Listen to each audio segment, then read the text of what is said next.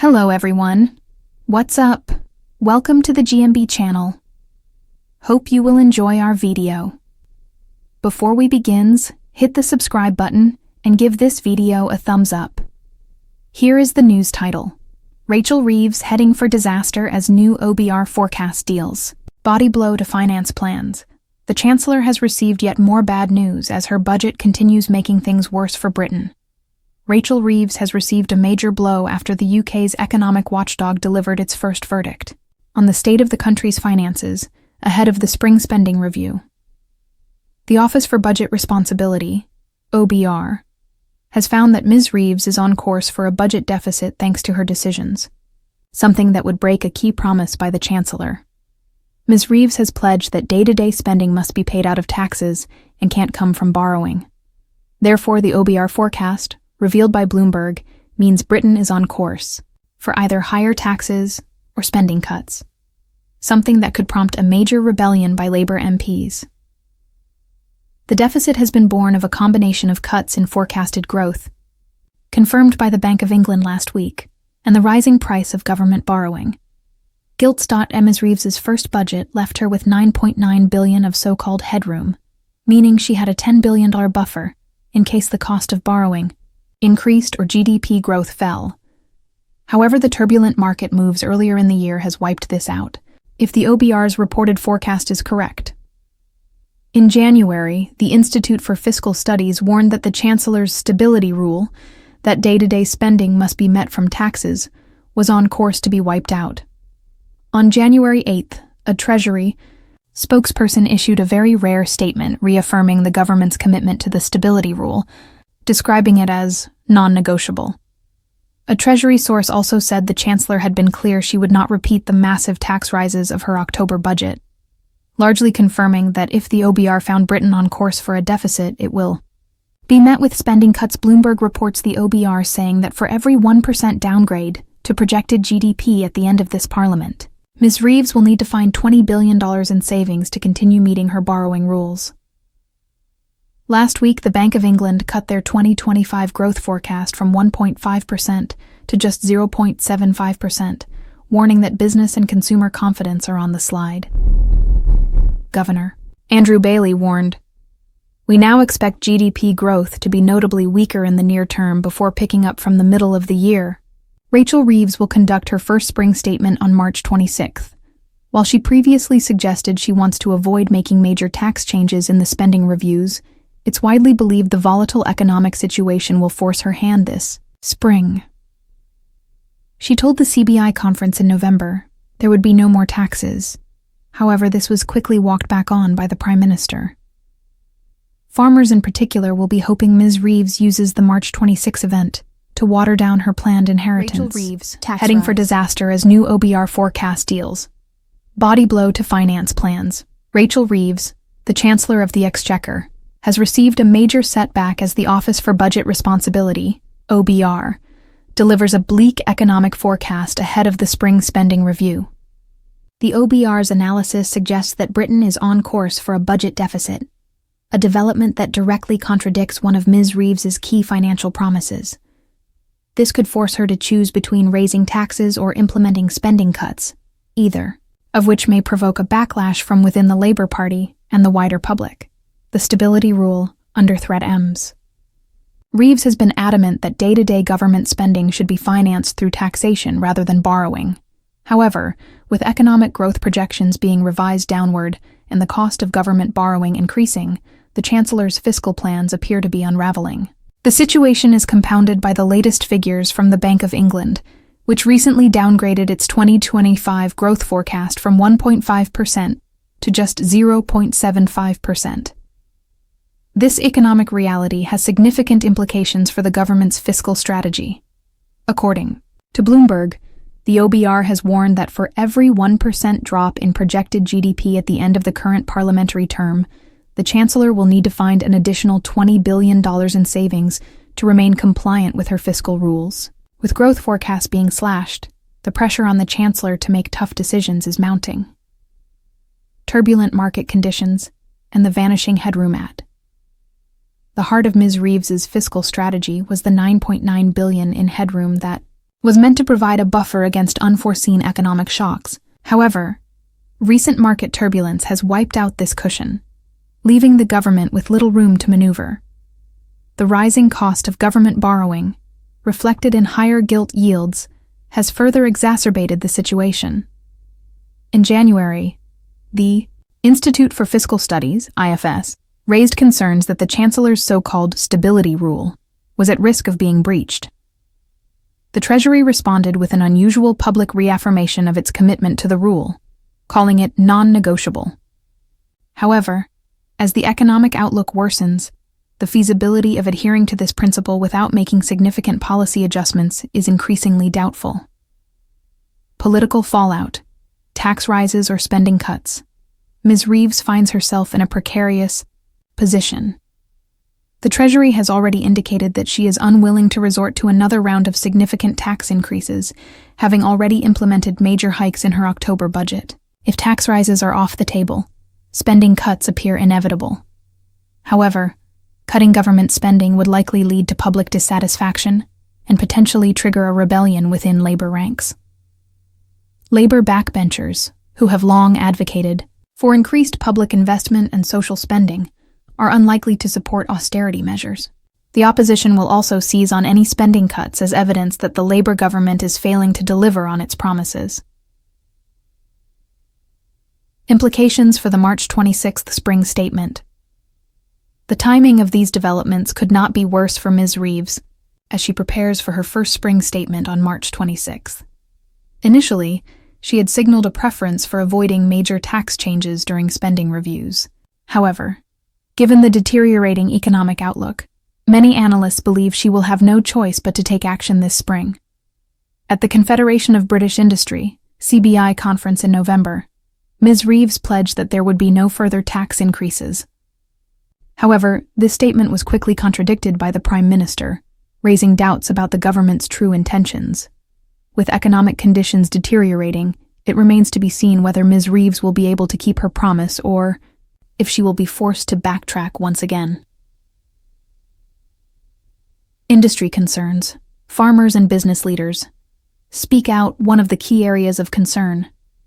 Ahead of the spring statement is the planned increase in inheritance tax, which has drawn criticism from various sectors, particularly the farming community. Farmers fear that the tax hike will place an undue burden on family-run agricultural businesses, making it more difficult for them to pass their farms down to the next generation. Business leaders are also voicing concerns over the broader economic uncertainty and its impact on investment and growth. Confidence among both businesses and consumers is on the decline, a trend that could further hamper economic recovery. The Bank of England Governor, Andrew Bailey, recently warned that GDP growth is expected to be notably weaker in the near term before picking up from the middle of the year. Budget will worsen 300,000 jobs. Bloodbath, retailers, worn town centers, and high streets could be decimated over the next 3 years. Jobs, Bloodbath will hit 300,000 retail workers in the next 3 years in a massive blow. For Rachel Reeves plans to revive town centers. Retailers, including Marks & Spencer, Sainsbury's, and Tesco, have warned the future of the industry is in jeopardy. The Retail Jobs Alliance, RJA, a campaign group whose members also include Asda, Primark, B&Q owner Kingfisher, and Morrisons, say a perfect storm of higher costs and red tape meant they expected 1 in 10 supermarket or high street workers are at risk. The real picture will be worse as the forecast was made before the Chancellor's national insurance raid in the budget.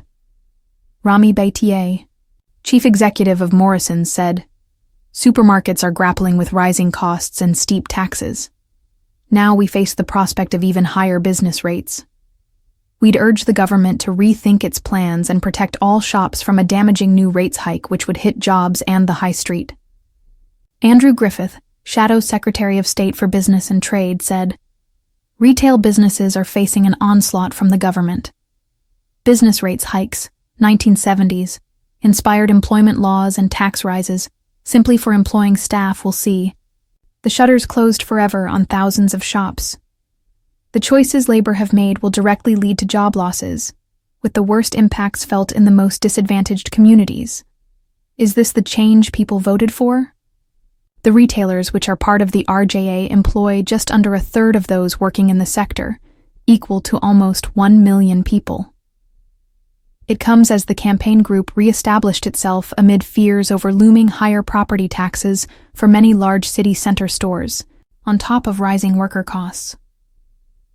In her Halloween budget, Ms. Reeves said she was increasing the rate of national insurance contributions paid by employers and lowering the threshold by which companies have to pay it, as well as raising the national minimum wage. Retailers have suggested these worker changes and a new recycling levy will push up their costs by about $7 billion. However, high street bosses said they risked even higher costs amid a planned shakeup of the business rate system by the government. Under the proposals, the Treasury is planning to increase tax rates for large properties and lower them for small stores. Ministers have said this is part of their drive to breathe life back into the high street. Retail giants this week said the business rate plans threaten to hamper retail investment in the UK, lead to store closures, and ultimately mean more workers leave the sector.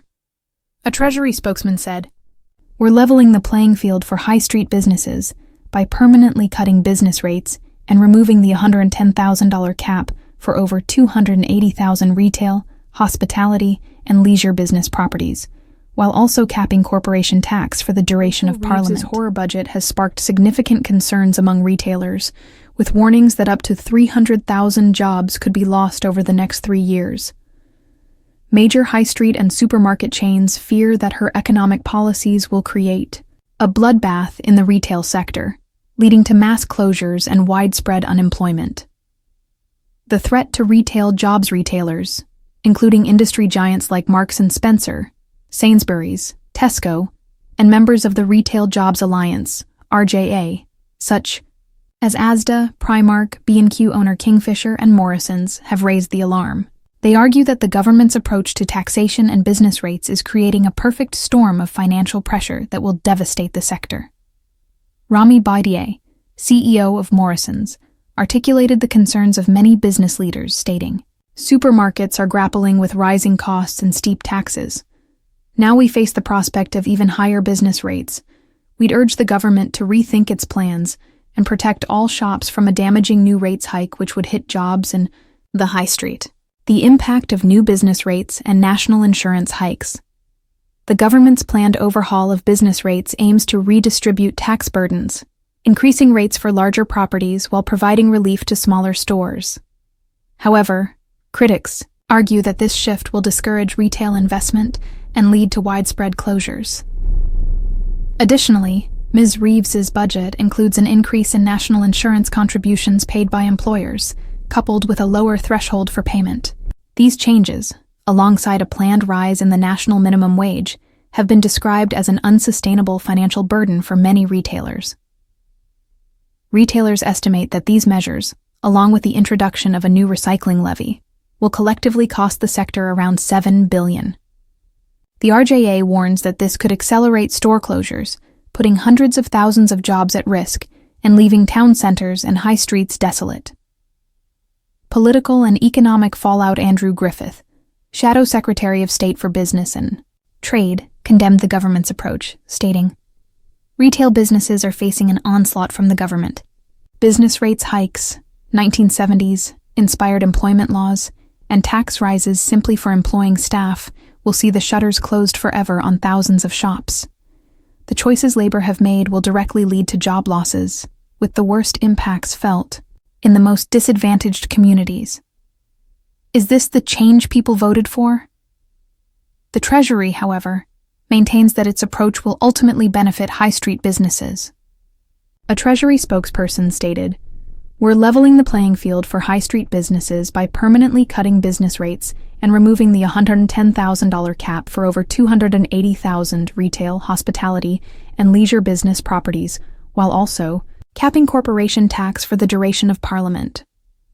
The future of UK retail, with town centres already struggling due to online competition, rising operational costs, and economic uncertainty, the additional burden of taxation and wage increases could push many businesses to the brink. Retail giants argue that without significant policy reversals, The sector will face a wave of redundancies and store closures that will irreversibly damage the British high street.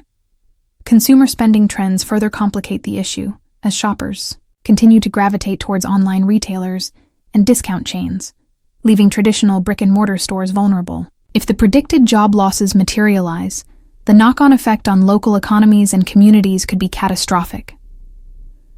The coming months will be critical in determining whether the government heeds the warnings of the retail industry or presses ahead with its controversial fiscal policies. Without intervention, the UK could witness one of the most severe employment crises in its retail history, with devastating consequences for workers, businesses, and consumers alike. So what do you guys think about this update? Let me know in the comment below. If you like my video, please press like button and subscribe for more. Hope I'll see you in next video.